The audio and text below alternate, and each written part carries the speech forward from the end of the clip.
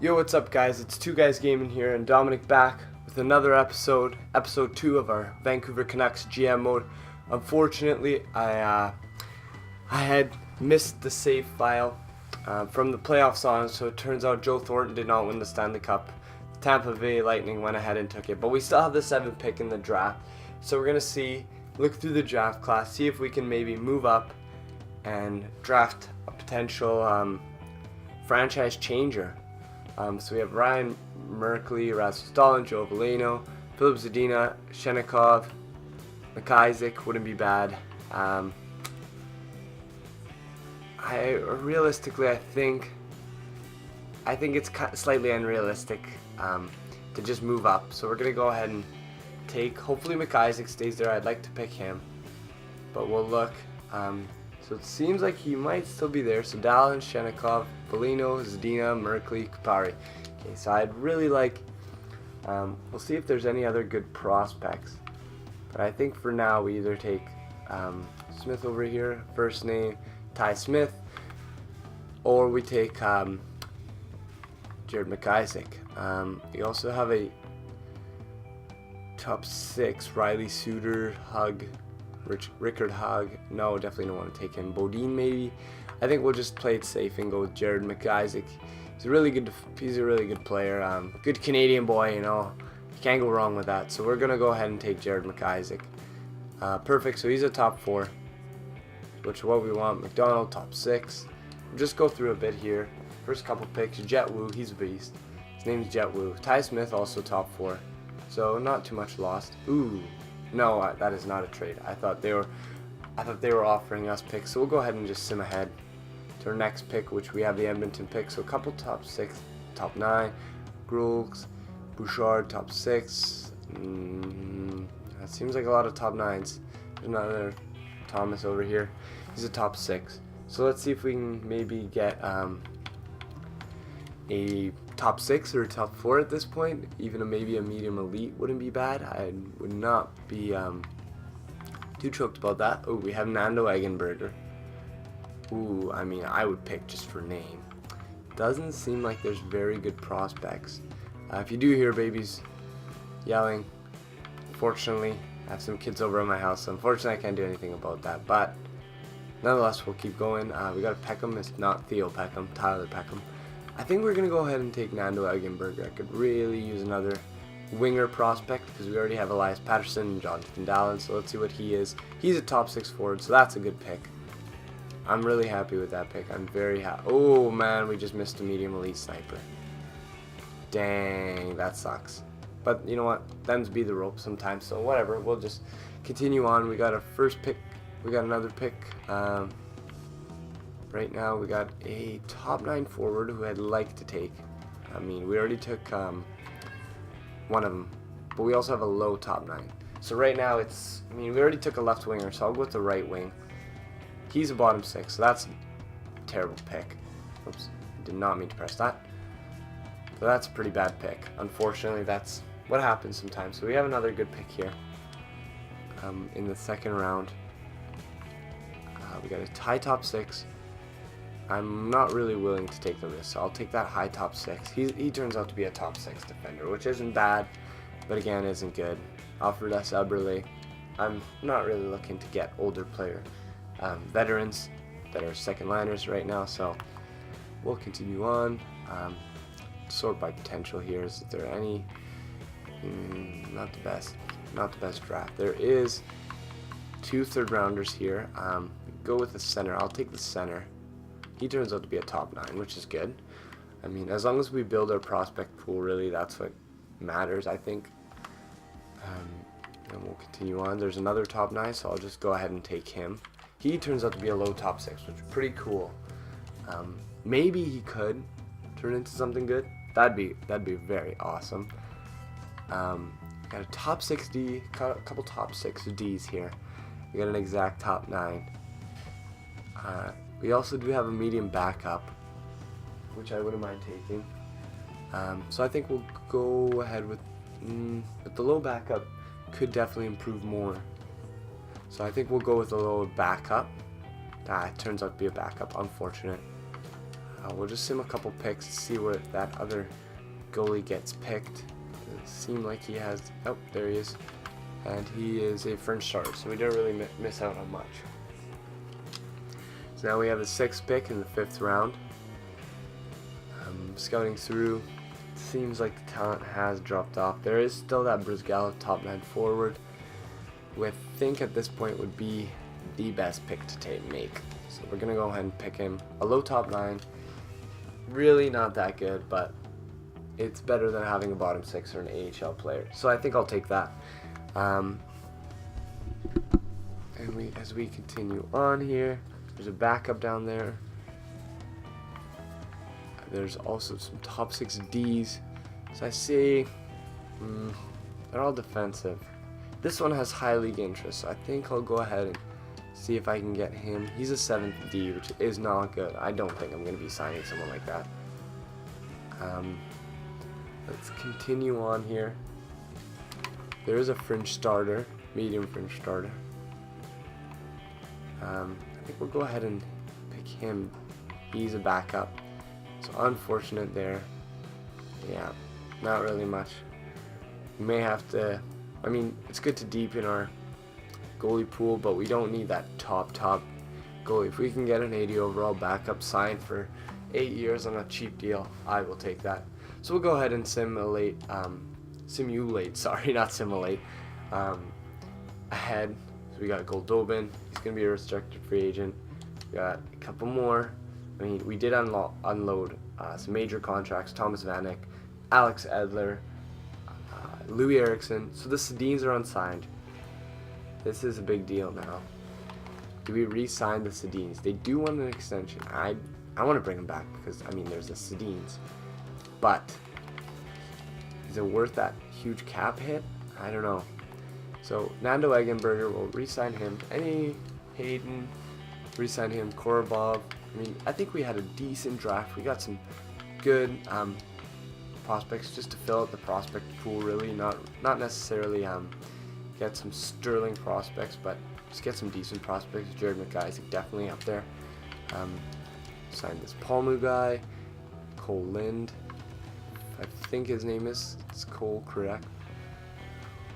Yeah, it is. So we'll sign him. Elias Pettersson, he should have been signed earlier because he is a medium elite. So, but that's all our prospects. For now, Candela, this Candela guy, I think we'll get rid of. Don't really need him. Anton Rodin, if he wants under $1 million, yes, well, I don't mind putting these guys down there in the AHL. We got a bottom 6 prospect. He's not worth keeping. Burmistrov, again, he's good down there in the AHL if we can sign him for that long. Biega, I don't mind signing him for the AHL.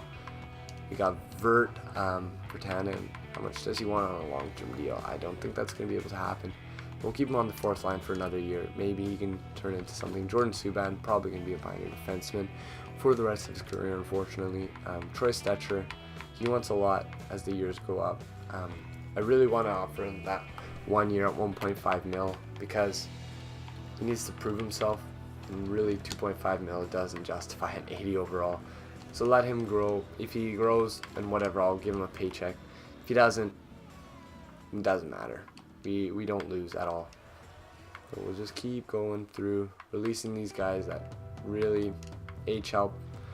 I mean, I don't really want to sign those kind of AHLers. High top 4 Eric Goodbranson, definitely want to re-sign him. He wants a big boy deal. I'm willing to give him that. Michael Granlund, 2 years. He is listed as a second liner, but to be honest, I do not think he is that. I'm gonna go ahead and I'm gonna qualify him, but otherwise I'm not gonna touch him. I don't think he's worth that much money. Goldobin, I think 2 years for him is good. Michael Chaput, give him the minor league deal. And Sven Berchi, he's worth it, I think. For, you know, he is only 82, but he puts in points. If we look at his point totals from last year, he did put in something like 50 points, so that's definitely worth. That's good second line production. And Berchi. So this Stuco guy we can release. Weircock, Oh, I did not mean to do that. Whoops. Well, guess what? We have a Patrick Weircock on a bad deal now. Unless I'm able to somehow release him, but we aren't. So that's unfortunate. My bad, guys. I really didn't mean to do that, but clicked too quickly. So we do have a starter that we got somehow. I do not know where this guy. He must have been a previous pick from the Canucks. We'll go ahead and sign these backups. Maybe they could turn into something back in here. Sign him to be a minor starter. Really, he's got no chance of making the big club. Thatcher Demko's still down there. And I think that's everyone that I wanted to sign. I do not want to sign these guys. Do not. This Cole Castles, we'll release him. Reed Boucher, I'll sign him because he's decent depth forward for us. And I'll see if we can get him on an 8-year deal here. And it's maybe, let's keep him on that 2-way contract. We're trying to be realistic here in this GM mode, and that's not necessarily that realistic. So we'll keep him 1 year at that. So that should be a contract offer to everyone. Everyone at least that requires or deserves a contract back. So we'll advance a day and then we'll decide what to do with the Sedins. Truly, I don't want to sign him for more than 1 year. But, I mean, if we have enough cap space, then it's worth it. Burmistov rejects. Pouliot back. Stetcher. Goodbranson, Barchi. Weircock rejected, thank goodness. Biega. Bertanen accepted. Megna. Rodin. Boot. Subban. We got Subban. Boucher. Goldobin. Payton. DiPietro. Bouchard. Isaac. Lind. Pedersen. Lettinen. Rejected. Palmus there. Eggenberger. Kata. Korobov. Brizgalov. And I think that's good for now. We'll go back and see what to do with the Sedins, as they're the only ones left, I think. So we go in here. Yeah, there. So Burmistov doesn't want to resign, which is fine. Weircock does, but we just dodged a bullet there. I don't want to resign him. And Biega, unfortunately, if he doesn't want to resign, that's too bad for him. Marcus Granlund, we don't want to resign him because he wants way too much money. That is not worth how good he is. If you look at his stats, I mean, there's really nothing special. 85 offensive awareness, 4-star shooting category, 4-star puck skills. Not really what I want in a second line center. I like having a strong Malkin, Crosby punch in my teams. So I definitely am not going to sign him to that. So if we continue on, let's look at the depth chart quickly. So if we look at centers, so we got 4 solid centers. However, if we don't re-sign Granlund, we don't get him back, and we don't re-sign Henrik. Well, we're lacking a big second line center there. So I'm gonna go ahead and just give him a deal. I'll give him, it's an odd asking price, but I'll go ahead and give him that. Does want to resign. Same with the left wingers. I mean, Daniel can play first line minutes, and I think it'd be beneficial if he did. That way, Barchi can play in his second line role and grow just a little bit more. And then if we go to right wingers, we need to definitely shore up our right wingers. Goldobin shouldn't play first line, definitely. We have a lot of 77, 78s, so that's not very good. Defenseman 1, 2, 3, 4, 5, 6. Maybe one more top pairing defenseman. Decent second line, first line right winger. And I think we could be good on our way to free agency. We have about 20 million in cap space, I think. So that's quite a bit after the Sedins contracts. They're only here for a year. We'll try and get them a cup, which they reject at this dollar value. So they both reject. So frankly, I'm gonna have to tip my hats to them and just say, I'm sorry, but if you don't want to resign, that's not my problem. I offered you an extension. You weren't really in my plans, but that's your problem. And honestly, we don't have a very good free agency class. I was honestly expecting more out of this, which is unfortunate. I'm probably gonna end up re-signing the Sedins. There is Grubauer, however, and I would like to sign him. I think he's a good goalie, even as a backup for Thatcher Demko. So I'm going to give him a 7-year deal on a 2.2 mil. Anybody else? All skaters. So we definitely need to shore up our right wing. James Neal is good, but that is a lot of money for James Neal. Marchessault, I'll give him a 1-year deal at maybe 4.7. I think would be good, because I just want to make sure I get him. We could bring Yannick Hansen back, but I don't think we're going to be doing that. We're good on left wingers. Right wingers, we definitely could shore it up a bit. Joel Ward, I think we'll go for Yannick Hansen, see if we can get him on a 1-year deal.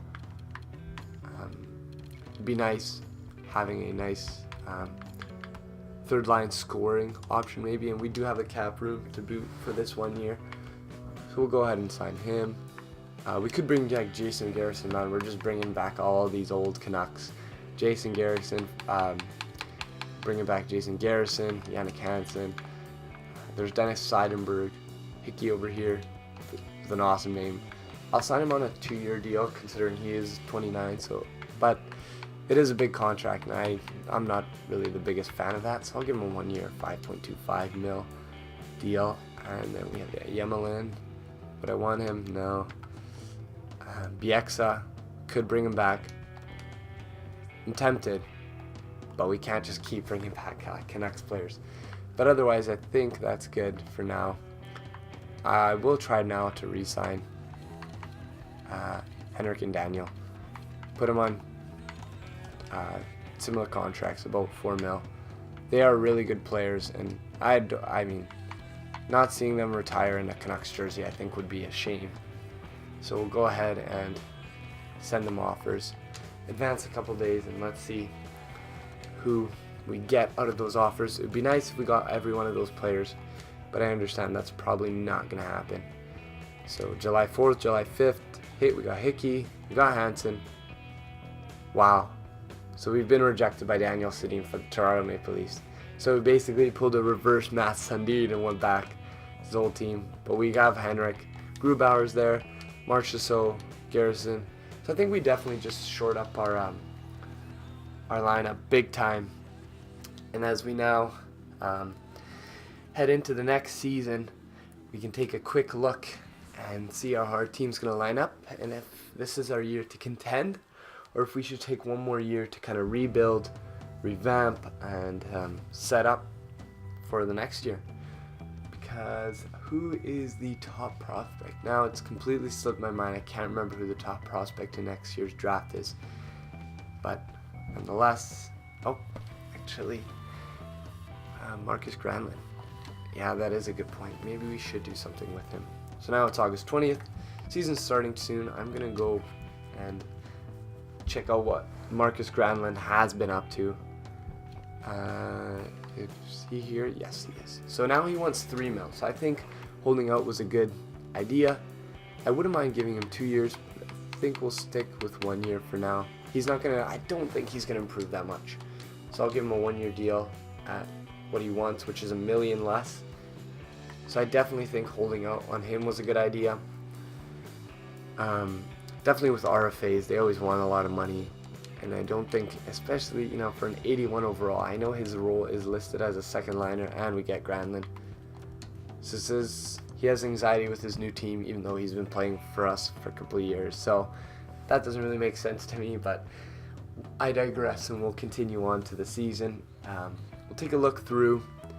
We got a good center core now, I think, in Marcus Granlund, Henrik Sedin, Bo Horvat.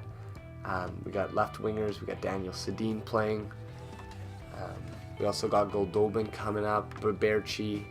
Oh, unfortunately, what am I talking about? We don't have Daniel Sedin anymore. So anyways, we got Bo Horvat. He's still listed as a second liner. We got Marchessault and Berchi. This is a solid, pretty good first line. I'd like Besser to improve. If we play him on the third line, which is his role, maybe he can grow a bit. I really want to play Granlund actually now that he's improved a bit on the second line. He is worth that 3 mil definitely now. Yannick Hansen, he should be playing third line, but we'll leave Gauntz down there. Bertanen's listed as a fourth line check-in forward, so I'll leave him there. Brent Sutter, Derek Dorsett, Gauntz, that's a solid line. Just like in the real NHL right now. They're tearing it up. So we go over to the defense. Hutton, Tanev, first pairing for a while. Then we'll leave it like that. Jason Garrison, Goodbranson, pretty good defensive core. I mean, it's solid. Our team is very solid. And I think that's the best way to put it, honestly. I'm gonna put Grubauer in there, as he is the better goalie. If we go to the AHL, Thatcher Demko is now an 80 overall, so he might be moving up at the end of the season. I'd like for that to happen. Shput Semgani is really falling off big time. I think he's unhappy. We may have to look at moving him. Jonathan Dahlin, Lars Pettersson, he's doing all right. Oli Olevi, he's slowly moving up. So our prospects are getting better. Definitely we have Derek Pouliot if we need down there.